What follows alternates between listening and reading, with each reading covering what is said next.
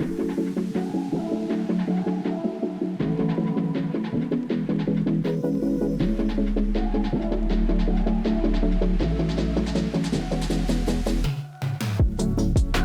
everybody, and welcome back to another episode of the Can I Say Something podcast. Today, we have an interview with another cinephile from TikTok and YouTube. You could find him at Cinemateq, Cinemateq, on both platforms. Welcome to the show, TJ. Hello, thank you so much for having me. Yeah, you're very welcome.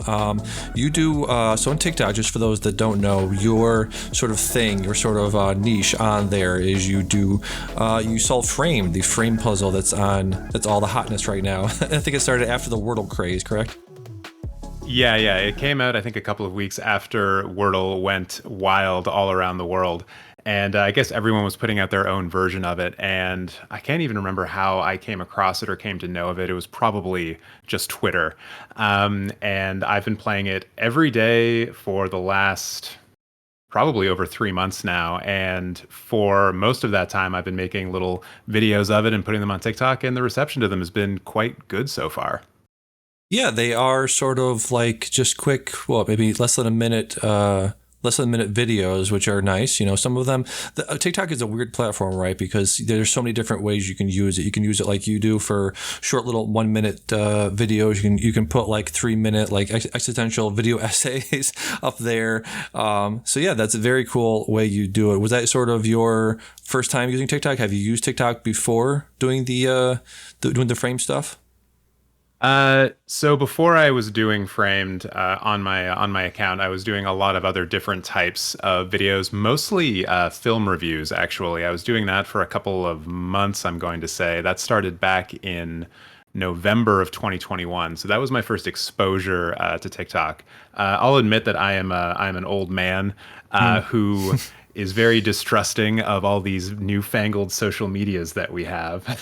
And I was always hesitant to get into TikTok, mostly because I had heard that it was a social media platform for the youth, that like for Right. Gen Z, for people who are in high school or even younger than that. So I really wasn't sure how I'd be able to fit into that kind of ecosystem. And then sort of one day, I kind of realized that I was making these short film reviews and I was putting them onto my YouTube channel as YouTube Shorts. And I thought, what the hell? These are already perfectly formatted for TikTok. There's no reason for me to not just put these on there and see what happens. Yep. And my experience on YouTube with those shorts was that I would upload them. They would be seen by like 20 people and they would, nothing would happen with them. There's no real way of growing a YouTube channel from that based on the numbers. Right. So then kind of like on a lark, as I mentioned, I just uploaded, I think 3 of them to TikTok on a Friday, came back on Monday and looked at the numbers and saw that the videos had thousands or like 1,000 views each. And I already like had obtained maybe 100 or 150 followers, which was well ahead of anything that I was doing on YouTube at the time. So I thought, oh, there might actually be something to this, and I should probably figure out a better strategy for it. And so I just continued putting up reviews, and as you are on a social media platform, you kind of have to refine and find new stuff and just sort of go where the numbers take you. And eventually, that led me to the Frame series. Interesting. So I want to go back. What is your background in movies? Did you watch a lot of movies as a kid? Did you go to college to do film studies? What's your story? Yeah, so this could actually be quite a long answer, so please feel free to cut me off at any time. That's fine. Go ahead. So yeah, I was really into movies as a kid, absolutely. It was one of the things that just always occupied my time. I actually mentioned before we started this interview that I was putting out a TikTok like just before we started that was talking about my very first theatrical experience, which was my mom taking me to see 101 Dalmatians in a movie theater. I believe it was the 30th year anniversary of the film coming out. And I kind of had this memory of walking into a movie theater. The movie had already started, so the animation and everything was already going on.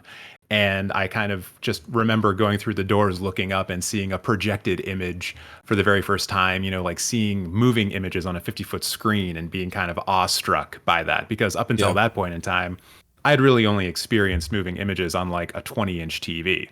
And so seeing it completely envelop, an entire room was kind of uh, almost like a come to God type moment. I don't know a better way of describing it, like Yeah. a holy moment of sorts. And that kind of started me down that path. And then my parents were always fairly good about like renting movies, watching movies at home. I remember when I was around like maybe, I guess between the ages of 6 and 8 years old, about every year, every 6 months, we would have a little, marathon where we would watch all three of the original Star Wars films on VHS. And they were very good about making sure that I was exposed to film, but I don't think they were ever cognizant of the fact that it would be something that I would be interested in as much as I am now. They weren't trying to turn me into the person I am now. They were just like, oh yeah, movies. He likes movies. Let's Yeah. get him to watch movies. And then there's so many other little twists and turns that go beyond that. So I do remember also when I was a kid, and maybe you experience this as well. I'm not sure how old you are, but I think maybe we're around the same age. The movies that parents would record off of the cable TV onto VHS tapes. I remember there being a lot of VHS tapes like that in my parents' in my childhood home. Yeah, I had that as well. Yeah. So I was always looking at these things, and I couldn't really piece together what they were because as a 7-year-old, I have no idea what these words meant. But there was things like Terminator 2 and Aliens and Indiana Jones and the Temple of Doom. And in my stupid 8-year-old head, I would see like Aliens and be like, oh, it's a kid-friendly thing with aliens that are fun that a kid could really be into. Yeah. And so I remember asking my parents one day, I was like, hey, can we watch the Aliens movie? And they were like, absolutely not. You are not old enough for that. But then, of course, that, you start thinking to yourself, like, well, now they've said I can't watch it, so now I must. Yeah. And so that led to, seeing it at a friend's birthday party probably a year later and being like, oh, yeah, I probably shouldn't be watching this, but it's so cool. Yeah. And yeah, so I mean, that was kind of like my start into, and like birthday parties were a big part of this. Seeing sort of the action films of the 80s, the Arnold Schwarzenegger, Sylvester Stallone, Jean-Claude Van Damme films. That was really my film education when I was young, obviously way too young to be watching a lot of these films, watching them anyways. Right. And then as I got into high school, DVDs were turning into the preeminent format to watch stuff. Movie trailers were becoming more available online, particularly on Apple TV, or excuse me, apple.ca or apple.com/trailers. Right. That's where I learned about a lot of films, a lot of new films that were coming out. So I kind of had this very kind of typical trajectory that you can imagine as someone growing up in, say, like the 90s, watching the big Hollywood films, The Matrix and what have you. And then near the end of high school, because of this appletv.com trailer site, and this is all pre-YouTube, I was able to see trailers for films like Gus Van Sant's Elephant, and that really let me know that there was a whole other type of filmmaking out there, a whole other kind of film that I was completely unaware of. I'd seen glimpses of it when I randomly rented Kevin Smith's Clerks, like in high school at one point. I was like, oh, this definitely is not a high budget action film with Arnold Schwarzenegger blowing people up. Yeah. So yeah, that was like sort of an indication there. But then when I saw that trailer for Elephant, I was like, I gotta track that down. Eventually I did. I think I found it used at a Blockbuster. And then after I saw that film, I was like, oh yeah, no, movies are awesome and they can be awesome in lots of different ways. And now I want to study them, which then brings me to going to university for film studies. But I'll take a quick break there. Is there anything you wanted to interject with? Because I've just been talking for like 8 minutes straight. No, yeah, it's people always talk about seeing movies like Clerks and like Linklater's Slacker, which I believe Kevin Smith saw and was like, oh, movies can be that. People always have that moment of, oh, this content, this platform, this medium can be other things. It doesn't have to be, like you said, action movies. It can be a very low budget thing with just two people and a script and a camera. It can just be that. So that's a very, yeah, you're correct. That's a very eye opening moment in there. So yeah, when you get to college, are you looking to get into making films or looking to be a critic of them? What were you looking to do when you got into college? Yeah, so honestly, my big thing, the thing that I wanted to accomplish the most when I got to university was obtain a university degree while reading the least and doing the least amount of math. And that was why that's why I was like, yeah, film studies is the great thing to go because you're just going to watch movies and no one's going to want you to do math. Initially, when I was in high school, my trajectory was like going towards either the sciences or like tech in some way, like computer science or something like that. And then, as I say, um, when I saw Elephant, and I was like, oh wait, I think there's probably something really interesting here. It was then at that point in time when I started looking to see if film is something that you could actually learn about in a university setting. And so I was able to find a university that had it. I was able to get into their program. So really, my core motivation initially was just I don't want to read and I don't want to do math. But then as I started going through the Film 101 course, and I'll just give her a shout out. She will probably never hear this, but Professor Barbara Bruce at the University of Western Ontario, at least that's what it was called when I went there. Her Film 101 was like, once again, another incredible eye-opening experience because she really brought us from, day one of cinema up to, I guess in that class, we probably ended at around probably the mid 90s or so. But she was very good about leading us through all of like the major movements. So, Italian neorealism and French New Wave. Definitely saw some Renoir early in there, but then she also had like this.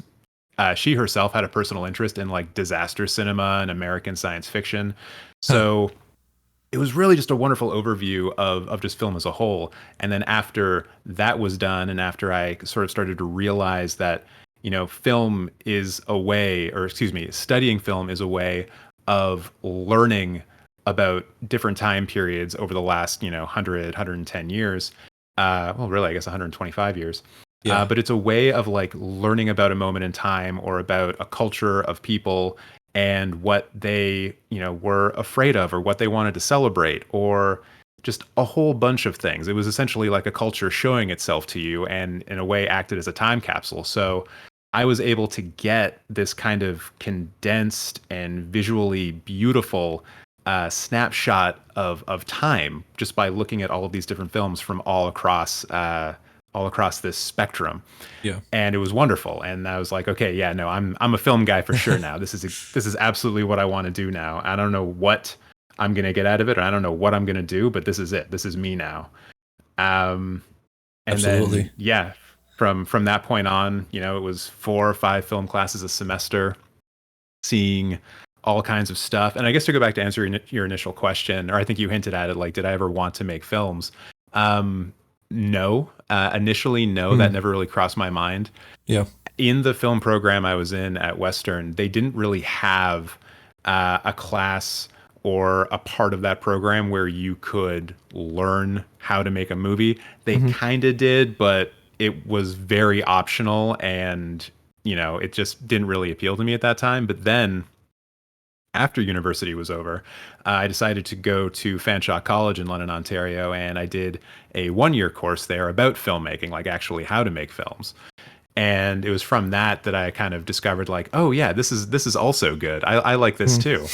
And it was a good program because you were able to learn the basics on a lot of different aspects of making a film, from cinematography, how a camera works, how to set up your lighting, how to actually do editing, how sound equipment works, how to hold a boom mic, how to wrap a cord. That was day number 1. How to wrap a cord. Very important skill.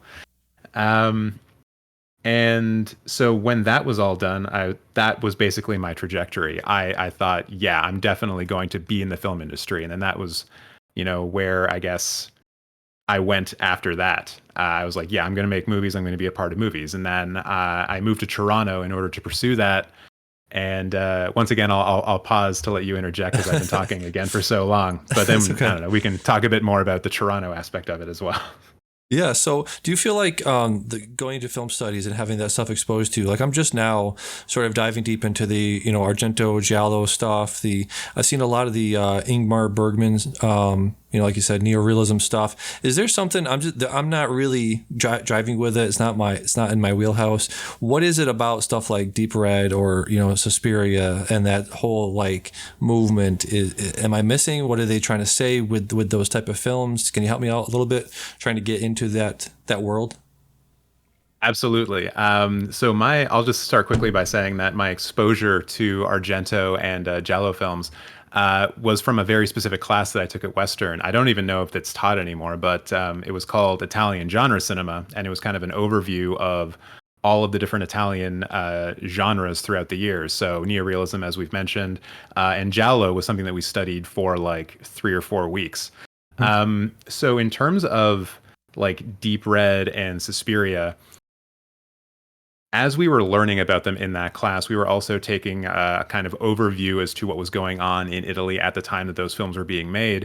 Hmm. And what we kind of learned is that there was a lot of social unrest, and there were, I believe, terrorist attacks going on. There were bombs being set off in some of the larger city centers and things like this.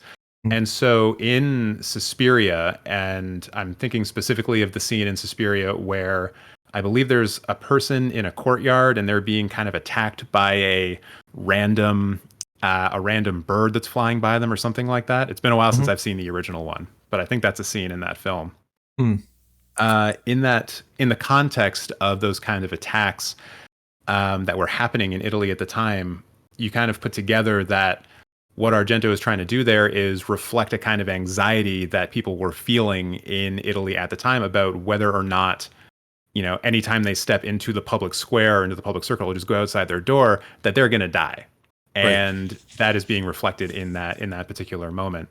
In terms of just the aesthetic of the films, I think people are drawn to a lot of Argento's early work because of how bombastic it is. Yeah. Especially with Suspiria, you know that the colors are bright and beautiful and so outlandish. And then there's also the sort of place in history that the Giallo genre kind of has. I believe it was Mario Bava. He has a film called, God, I don't think it's Blood and Black Lace. I think it's a different one. But he basically did like teenagers going to a summer cabin on the lake and getting murdered before they did Hmm. it in Friday the 13th. And so I think for horror aficionados and people who study genre and things like that, they can kind of point to Giallo and say, okay, one of the biggest, horror subgenres of the 80s being just like the teen slasher, Yeah. that came from these Giallo films, specifically that one Baba film, but also you can, you can connect some of Argento's work to that stuff as well. Deep Red probably most of all. Um, and Yes. yeah, That's cool. I guess I don't really have a good Yeah. answer as to No, that's like great. why you should care about those films, but Yeah. I was kind of always I always try to, I guess, take the time in which the films were made in order to get a better understanding of what perhaps they're trying to do in terms of like why certain films are celebrated and other films are not. Yeah. That's a harder question to answer because obviously audiences are going to differ all around the world. Yeah. So I think a lot of it has to do with influence and things like this, which we can't really gauge until we're a couple of decades out from the films actually coming out. Yeah, no, that was really well said. You should definitely teach a class on that or do some videos about that because Oh, that's always been like an area of my like blind spots of Argento and Giallo films and stuff like that from the '70s. So yeah, really really well said and explained. Like over here in the '70s we had paranoid thrillers. The Three Days of the Condor and that whole trilogy of movies that that mhm. director did. So yeah, it's definitely I guess not considering the time and the place that those movies were shot in. That definitely helps explain a lot of the sort of tone of those movies. Absolutely, yeah. Like paranoia, especially a mistrust of government, was a big thing in '70s cinema. So yeah, it's very similar to that. Yeah, very nice. So we talked a little bit about, before we started recording, that you don't really listen to film podcasts. Do you read any film critics? Do you read any writings of film critics? Do you sort of like take any of their perspective on movies? Do you sort of bring that into yourself and sort of process that and sort of look at a movie they might not have liked before, but then you read somebody else's perspective and like, oh, okay, I can see now from what they're saying, this, I missed this, and this in this sort of movie. So I tend to avoid sort of popular film criticism altogether, mostly because I do my own reviews on my channel, and a lot of people Yeah. who are out there doing reviews, they're able to see the films far before I am because I don't have, the special press credentials to see Yeah. the films first. Yeah. So I don't want those reviews to influence or perhaps interfere with my own, so I tend to avoid them wholesale. However, I do love seeing when new takes come up, like when people revisit older films, kind of the Yeah. the Twitter equivalent of blank film is great actually, and then they give you all of these reasons why that film is great. Like I do have a special place in my heart for stuff like that because I think re-examining film is something that's very essential. Because as I said, when talking about the Giallo films and their influence, a lot of the times we don't really know if a film is going to stand the test of time until it actually stands the test of time. And Yeah. part of that process is people going back, re-examining, and trying to figure out what films actually defined a certain time period or were the most important films of a particular time period. So that stuff is good. I won't say that I read a lot of it, but I do read some. And because I was and always will be a recovering academic from my days at university, there is Mm. I think one or two film magazines that I still read articles from. It tends to be more of that academic type of film criticism as opposed to popular film criticism, which I think that's the type of criticism that I feel like most people are kind of aware of. That kind of criticism that just tells you this is a good film, this is a bad film, these are the reasons why. Whereas academic criticism tends to get more into the like, what is this movie as opposed to how is this movie? Yes. And yeah, I guess the equivalent is the difference I guess would be if you want to put it in a YouTube context. What is a film review versus a video essay about a film? Right. And so yeah, I do try to read some of that as well because once again, some of the takes are fascinating. To answer, I think the back end part of your question about how reading that stuff can affect my own personal takes on a film, Mm. I do have a specific example. There was the film Trial of the Chicago Seven, I believe, the Aaron Sorkin film from a couple of Right. years ago, Yep. and I was mostly ambivalent towards it. I just was kind of like, it's a movie. Okay, good for you, Yeah. Aaron Sorkin. You got nominated for an Oscar for this. Good job. But then I read a kind of critical analysis of that film in it's a Canadian magazine actually called Cinemascope, which I recommend to everybody, and it's super cheap. Not sponsored, I swear. And there's a writer in there who basically drilled into why Aaron Sorkin's reliance on depicting American institutions as being the things that will save Americans is not a great thing to be putting out into the world right now, and how it's kind of a damaging way of depicting those things. Because if you look at American history, and I think you're American, correct? Yes. Yep. Yeah. So, and I think we can see, as what's been happening in America politically, especially with what the Supreme Court has been doing, Right. what we've actually been seeing is that American institutions have been failing. And that is because, there are people out there who want to usurp power in certain ways and to enrich themselves also. And this kind of idea or this notion that, the institutions themselves are good and that all we need are like the right kind of people to wield power. It's a very naive take. And that Yes. has something that is kind of always been there in Sorkin's work. If you look at like The West Wing or A Few Good Men, the institutions will save us and will root out the bad people. But we know that that's not actually how it works. And this article about Trial of the Chicago Seven really flipped that switch in my head, and I was like, I get it now. I see why people are critical of Sorkin for this, because it does have real world consequences. Yeah, absolutely. He has this, very pragmatic, very like, let's just. He writes very well. He's known for being a very good writer. I just revisited The Social Network recently, and it's such an amazing script. He's a great script writer, not great director. And the thing that he's trying to do with the script and with these long-winded speeches is trying to do the Obama thing of like, if we just say enough words, if we just educate people and give grandiose speeches and speak from the heart and be truthful and be passionate, then the other side will just sit down and listen. They'll just come to us at the table and we can just hash this stuff out. It's like, no, no, no, no, 1,000 times no. There's fascism all around the right wing of this country's political system, and that is just not something you can negotiate with.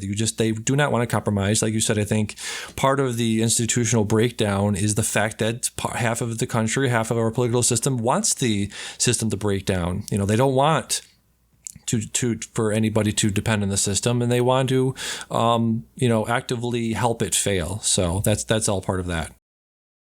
Yeah, absolutely. And yeah, once again, this article was just such like a wonderful eye-opening experience going through it. And it's only a page long, probably 1,000 words, but the writing was at such a high level and a high standard that it just got the point across like almost immediately. And so like once again, I'll just recommend it to your listeners, like CinemaScope. If you're involved in academia at all, you're probably aware of it. But they also do like really good interviews and things like that. So fantastic way to get a bit deeper into some newer films and some older films. They also cover some of the older stuff. Nice. And just as we're talking about it, we recommend Lena Wilson. I had her on my show a few months ago. Really great freelance writer. She writes for the New York Times. She writes for a bunch of other popular outlets. Highly recommend her writing as well. I feel like I might. Is she on TikTok? She is. Yeah, she does a lot of TikToking. That's where I found her as well. Okay, I think I probably follow her on TikTok. Yes, I absolutely do. Yeah, she's wonderful. Yeah, she is. She is great. So yeah, just pivoting a little bit to a different area. Your letterbox is kind of wild. I go on there a lot, just try to check out what you're watching and your recent stuff. Let me just ask you, like, so I'm somebody who's I spend probably more time looking for films to watch, good films to watch. Sort of trying to find as I'm sort of moving up into like the 1,500 movies I've seen in my life, it's getting harder and harder to find quote unquote good stuff to watch. In terms of like how you choose what you watch, is there a rhyme or a reason? Do you have like a giant roulette wheel that you spin and just land on whatever? How do you sort of decide what to watch from day to day? This is great. I love being able to talk about this. So yeah, I know exactly what you mean when you talk about my letterbox being a little bit wild. I'm kind of like looking at my diary now, and I'm like, it's strange. It's a strange list of films. Yeah. So I have the great fortune of living in Toronto. So. This is the home to the Toronto International Film Festival, and when the film festival is not on for like that week and a half in September, TIFF. The theater that TIFF runs out of remains open. So there are, world-class film programmers who are programming films all throughout the year. And so I am a member of TIFF right now. It's kind of a charity, and you can become a member of it, and they give you discounts and stuff like that. It's not that expensive. It's pretty cool. And as a post-pandemic kind of way of getting people back to the theater, they decided that all of the showings that they were doing of films that were like basically older films, anything that's not a new film, would be free for members. So, if you're looking specifically at my diary on Letterboxd right now, and you're seeing films like The Red Detachment of Women, which was one of Chairman Mao's favorite films, also Rude Boy, a film about the Clash. There's a Canadian film called The Mob. I didn't see that at TIFF, but I thought I'd just mention it. But then also like Freaked, Love Under the Crucifix, Cha Cha Real Smooth, I saw at TIFF. So a lot of some of the more strange films, or like films off the beaten path, I'm really just seeing because TIFF is kind of down the street from me and it's free, and I can just go there and watch movies. The other part of this is just having kind of a general curiosity and wanting to know as much as I can, and also needing to reckon with the fact that there's so many important films that I still haven't seen. And this is something that comes up in the Frame series quite often, where there's been maybe I think 3 films that I've just completely missed on out of the 90 or so videos I've done, and a couple of times I've gotten down to the wire on some very popular films, and my audience has not been shy in letting me know that I should have gotten it a lot earlier, and that I actually don't watch movies, and that I'm very bad at what I do. um, so yeah, I understand that there's like a lot of stuff I still haven't seen, so I'm kind of just driven by this need to see as much as I can. I know earlier when you were talking about some of the stuff that you've seen yourself, like some of the Bergman films. Yeah. I realized earlier in the year that like Bergman as a whole is just something that I somehow he's just a director that I've somehow missed like my entire life. Like even Right. when I was in film school, in programs where we did like whole sections dedicated or really whole classes dedicated to like European cinema and things like this. For some reason, they just didn't show us Bergman, and I'll never know why. And so one of the things I'm doing this year as a kind, not really as a challenge, but just something to like help me see films, is just picking a director and watching their entire filmography in order, excuse me, and then doing that once a week. So I'm kind of doing this thing where I watch a Bergman film every Sunday, and I've just been going through his filmography. So once again, if you go through my diary, you'll see a Bergman film pop up about once a week. And that's been fantastic. And I feel like my plan with that, not so much to make content out of it, but as a way of filling in the gaps of some of the, yeah, really just filling in the gaps of my own personal filmography. It's a great way of doing that. So when I'm done with Bergman, I think I'm going to switch over to something like Kelly Reichardt. There's a lot of her films that I haven't seen yet, and I really want to. Also, just kind of anime in general. Like, I was kind of stunned one day when I thought to myself, like, how many anime films have I watched? Like, how many Japanese animated films have I watched? Yeah. And I went to Letterboxd and did all of the searching for it, and it was something like 20, 25, and I was like, that can't be right. So now I have a big list of anime films that I need to watch, because that to me is a giant blind spot for me. Like, I need to see more anime films. It's one of the biggest genres of film and television that exists right now. So a lot. Yeah. How are you on the Ghibli films? Have you seen all of those that Miyazaki made? I have seen most. One of my problems is that I tend to only watch films once. And actually, can I just ask you a quick question? Yeah. Are you currently doing the Film a Day challenge? I am. Yes. Yep. I'm about, what is it, 200 movies a day. So I work a lot, so I have to like front load it. So I watch like 4 or 5 a day, or maybe 3 or 4 a day. So I'm doing like an average of one per day. And so I'm doing that. And also, what I've done it in 2020. And I'm trying to see movies I haven't seen. So specifically watching basically anything that I haven't seen before, I'm queuing that up. Awesome. So I bring that up because I did the exact same thing in 2016. Nice. And it was a great experience, but my God, did it destroy like the last half of my year, because I was very much behind, and I was like, well, I guess I need to watch like 3 films a day in October in order to get this done. Oh, well, I guess I'll watch a lot of horror movies. Yeah. But the thing that came out of that was that I really stopped rewatching films, and that whole year really got me into that mode. And so I just very rarely ever rewatch a film. And so when it comes to the Studio Ghibli films, like, yes, I have seen them, but I saw them when they first came to DVD in the 2000s, right? So I would say that Kiki's Delivery Service is one of my favorite animated films of all time. I haven't watched it in years, though. And, that sucks for me. I should obviously revisit it. But yeah, I think I've seen all of the Miyazaki films, with the exception of maybe like Pocorosso and Nausicaa. And maybe like the Lupin film that I think was his first one. Aside from that, I think I've seen pretty much everything he's done. Yeah. Yeah. There's one that I would recommend if you're going to go back and rewatch them. Whisper of the Heart is probably one of the lesser known ones, the lesser seen ones, but it's probably one of my favorite. It has that very summertime, kids on bikes, very nostalgia for summertime, puppy love sort of thing. A really amazing rendition of Country Roads that they do in there as well. So if there's one that you probably are not as familiar with, or one that you want to revisit, I would recommend that one. I've certainly heard about it. There's a great YouTube channel called Beyond Ghibli, Mm. and they do video essays on, anime movies in general. I think also anime TV shows, but they did, I think, a video on the Ghibli films that Miyazaki did not direct, and I believe the one that you just mentioned is a part of that. And so I've know about the film from that video essay, and I think it's on my list of anime films to watch eventually when I get around to it. But yeah, I'm Yeah. I'm looking forward to it.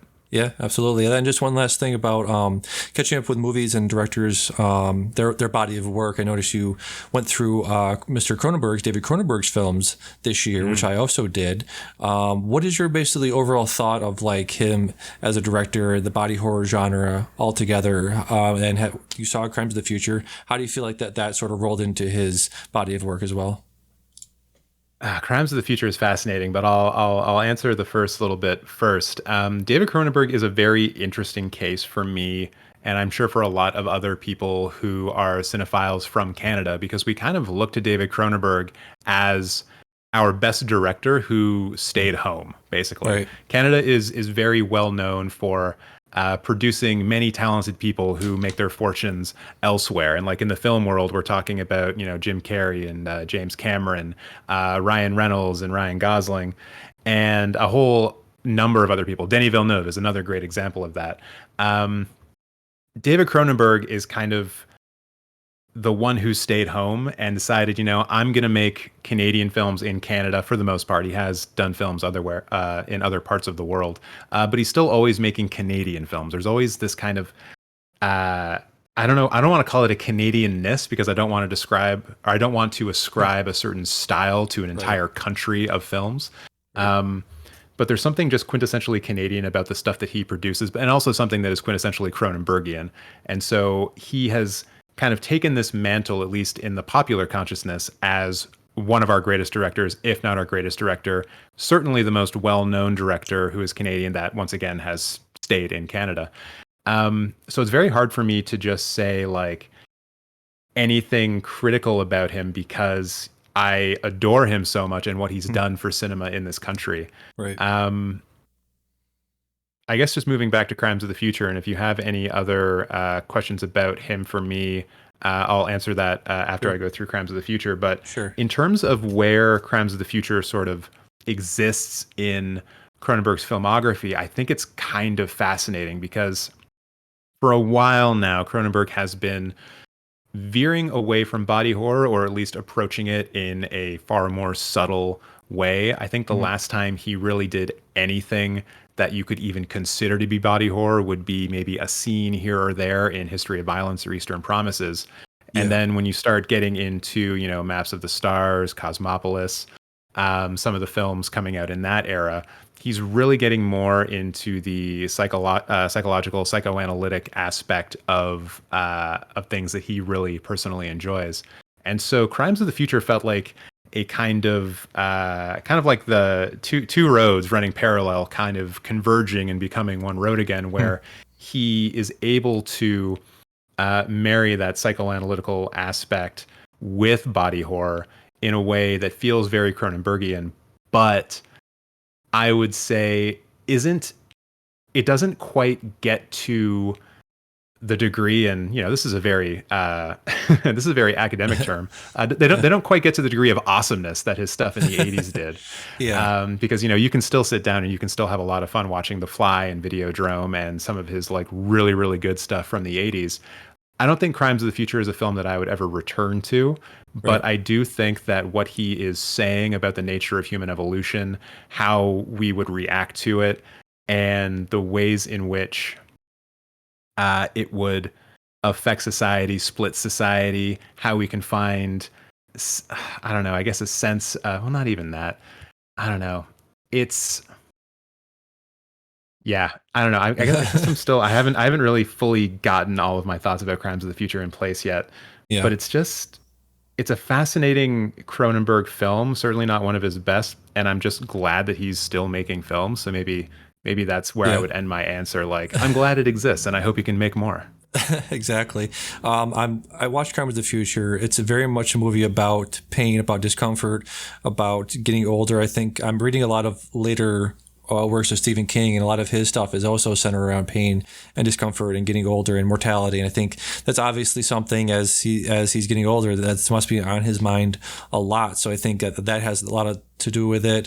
Has a lot to do with obviously pollution and how we're finding literally finding pieces of small plastic in our bloodstream and in dolphin Yes. stomachs. So that's obviously on his mind a lot. I think this is a movie that young directors will do this thing where they're like, let me just get. I might not get another shot at this, so let me put all of my thoughts and all of my theories and all of my interest into this one movie, and then the movie becomes overloaded with ideas and theories and things like that. So I'm wondering, is that something that maybe why you're kind of cold on this movie is because there's too many ideas going on at once? I don't think so. I think it has more to do, and like I think ideologically the film is fairly straightforward, and I don't think there was really too much there for me personally. I Hmm. think largely why I'm cold on it is that the people within the film are cold. Like there wasn't Yeah, literally. yeah, I mean, yeah, there wasn't like an emotional hook for me, so it felt more like a lecture as opposed to a form of entertainment. Yeah. And I absolutely do not want to be the guy who says that all films must be entertaining, but there is something to be said about being able to leave the audience feeling something by the end of it. It doesn't have to necessarily be entertainment, but that can be sorrow, that can be sadness, that can be introspection, that can be a whole lot of things.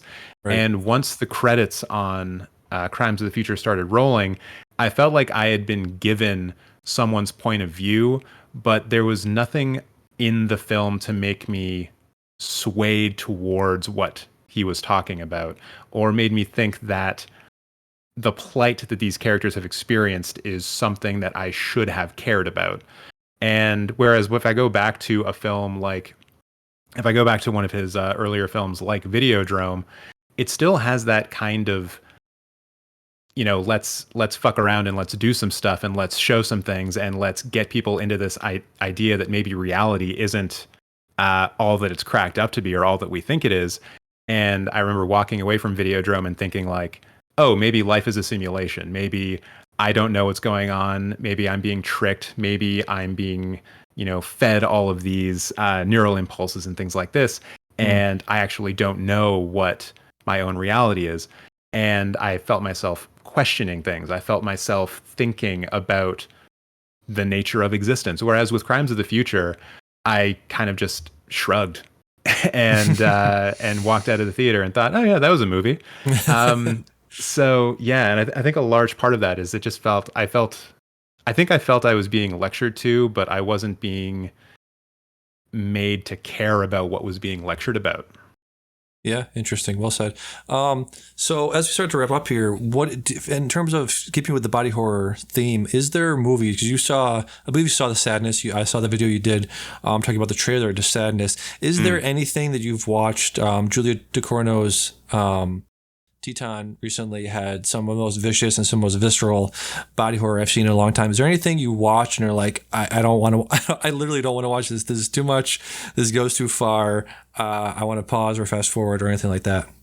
Yeah, so my stock answer for this is Cannibal Holocaust, the Yeah. Italian film from the 80s. Have you seen it? I saw it for the first time just recently. Yeah.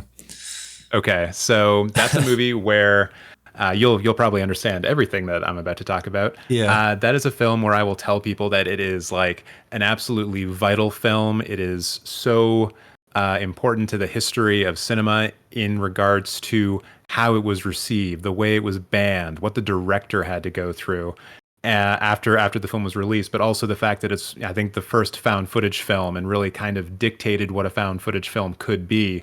And I know the whole thing is not found footage, but there are certainly large sections of it Right. that are. Right. but I will never watch that film again. And I feel like I don't have to, because the images of the film are so strong that they have been etched onto my brain forever, and I just don't need to watch it again. Yeah. It's a film where it's kind of like if it were to show up on Frame tomorrow, even though I haven't seen it in like 15 years, I would get it instantly, because there's Yeah. just nothing in that film that has left my mind whatsoever. And so, like, as an example of something that is kind of disgusting and grotesque, that is the film that I will always go to, that just kind of left me speechless and left me felt like I had been somewhat traumatized by what I had just seen. But also, it's great. And that's the fundamental weird dichotomy of that film. Like, it's gross and I never want to see it again, but it's also fantastic. True, true, true. When I first saw it, I didn't know the framing device was basically what were they like the editors or the producers of the film had to watch the stock footage to know if there was anything usable, right? Yes, yes. So it's interesting that is like comparing that to something like Fight Club, where David Fincher had to cut the scene where Jack is punching Jared Leto over and over again. They were told to cut that, and so what you end up with is the reaction shot of people watching Jack beat the shit out of Jared Leto. And Cannibal Holocaust, you have a similar thing where you as the viewer are seeing this movie through the eyes of somebody else. You're seeing their reaction shot. So I thought that was, if there's something to be mined from that movie that can be called interesting, I thought that was it. Yes, yes, definitely. And yeah, I mean, there's really nothing else that I can say about that. Yeah. I do have a couple of other films that may fall into Sure. that kind of category, though, if you're interested to hear about Yeah, them. absolutely. I think my cat just said hello. Hey, buddy. I think he just woke up. Yeah. So one film that I saw a few years ago, I believe it's a Turkish film or a Hungarian film, and I hate myself for not being able to remember which one. It's called Baskin, Oh yeah, I've heard of that. Baskin. I've heard of that. Yeah, But you haven't seen it? I haven't seen it. No. Okay. It's kind of like if David Lynch were to direct half of a film and then Eli Roth were to direct the other half of the film. Yes. It's very much akin to being in a dream and then being in a nightmare. And when Oh. you enter the nightmare aspect of the film, the gore gets ramped up pretty high.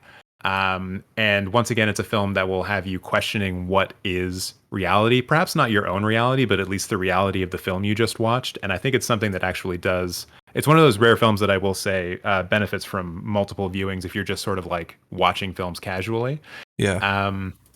So that's great. Awesome. I 100% recommend that as a horror film to watch. Nice. And then one other one, because I just saw it recently, is a film from 1993 called Freaked, which stars Alex Winter, who you may best know as Bill from Bill and Ted's Excellent Adventure. Right. And it's like watching the film, it just screamed MTV to me. Like the way that the film is edited, the humor in the film. There was so much about it that just screamed, 90s MTV. It's funny. It has a lot of fantastic practical effects in it. Certainly not a horror film, but certainly a film that has a bit of gore, has a bit of ridiculous in it. And I think it's kind of like, it's on the other end of the spectrum from Baskin, where you're going to see something that you can really appreciate and laugh at and have a good time with. Whereas Yeah. Baskin is a little bit, I wouldn't call Baskin a slog, because it certainly is hitting a lot of very important notes along its way. So it's keeping you interested and it's keeping you invested. And then it's, like punching you in the face for the last 20 minutes. Right. Whereas Freaked is just a fun time. It's a good place to go on the weekend and hang out with some friends, Yeah. So yeah, that's one that I would also go with. Nice. So as we wrap up here, let me just give you, you gave me some recommendations for some movies that will have you questioning your reality. Have you seen the movie The Wolf House? Not to my recollection. So this is a movie. I just pulled up the letterbox. It was directed by Cristobal Leon and Joaquin Conitza. And the basic synopsis is it's about a girl from colonial Digitad in Chile. It's a kind of sectarian community, tyrannically mastered by the ruthless Paul Schaefer, German madman who was a religious fanatic and child predator who would end up turning the place into a torture center at the service of the military dictatorship ruled by Augusto Pinochet. So it is a movie that is in first person, and it is stop motion animated about a girl who runs away from the colonial Digitad and runs into the woods and into a cabin. And it's basically a story about her sort of escaping from that horrors of that compound that she was living in. And it's, like I said, a stop motion animation. So it's got that, but it also does that thing where somebody's like painting a painting and you're watching all the strokes happen one at a time. And these sort of horrific images are being presented to you. And it's sort of very, very, very dark. I don't know if you've ever seen like Tool videos from the early 90s. It has that sort of, barren, gross, sort of vibe to it. So if you want something like that, that is sort of like very gross and as you question your reality, because it does get very esoteric at the end. It gets very existential, and you're like, what is going on? There's like a giant eyeball looking at you. There's wolves coming in from the windows, and you're not sure what is real and what isn't. So I'd highly recommend that. I believe that is streaming on Shudder right now, so you can check that over there. Fantastic. I've already added it to my wish list or my watch list. Awesome. So do you want to just go ahead and plug your stuff? You have the TikTok, right, and the YouTube. Anything else you want to plug right here? Yeah, I mean, the TikTok and the YouTube channel are the main places to come hang out with me. I'm also on Twitter. It's a slightly different handle, Cinemateq_chat, if you want to follow me there. I'm also on Letterboxd, and I guess one thing that I can announce, I don't know when this is actually going to be going live, but I'm going to be returning to live streaming on YouTube as of tomorrow on Wednesday. And I hope to be live streaming just once a week, every Wednesday evening from 6 p.m. until whenever I stop. And I'm going to be using that as a way of previewing what movies are going to be coming out that weekend, both in theaters and on streaming services. Interacting with the people in the chat, talking about what movies we've seen recently and things like this. I was live streaming quite a bit, a couple of months ago, but then that's when I really started to focus in on TikTok and kind of narrow in on that as a way of building a community. And then I'm just really happy that I can get back to live streaming now, albeit, only once a week and not 3 times a week. But yeah, so come hang out with me every Wednesday night at 6 p.m. Eastern Standard Time on YouTube. Very nice. Yeah, this will go up Friday. So I'm going to put this up. Yeah, I'm going to put this up, the weekend of Thor: Love and Thunder.